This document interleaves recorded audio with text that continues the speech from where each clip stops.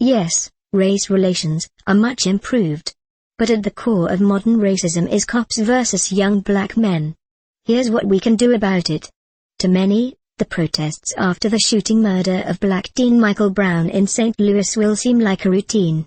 The outrage, the Al Sharpton, and soon, we're on to the next thing.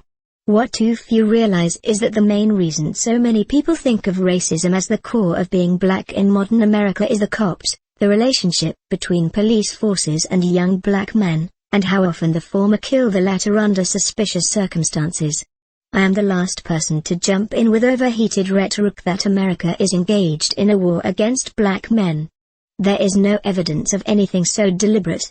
However, when more temperately minded people say that black lives are valued less in the clinch than white ones, jump in I must, because it's true. A few weeks ago, white 18-year-old Steve Lonick could tote a gun around in Aurora, Colorado, where in 2012 James Holmes gunned 12 people to death and injured 70 others, practically taunting law enforcement to mess with him, in a quest to make a showy point about gun rights. Who among us can pretend that if a black kid was doing the same thing he wouldn't be much more likely to wind up killed?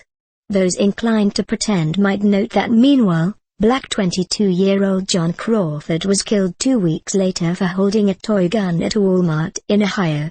This kind of thing sits in black American minds and creates a sense of alienation.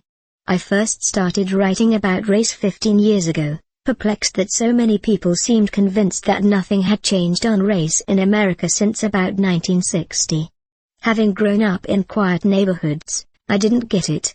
I quickly learned, the sticking point was, and still is, the cops. Incidents like what happened to Michael Brown should teach 3 lessons. 1. Stereotyping. As most will agree, cops need to get past the idea that what's cocky for a white kid is potentially lethal coming from a black kid. Clearly, whatever training cops are getting to avoid unnecessary profiling is not zeroing in on this kind of implicit association bias, which is hardly so complicated that it couldn't be discussed and worked against more diligently. As a linguist, I suggest one focus be speech. Outsiders can read black men's speech as confrontational at times when it isn't intended that way.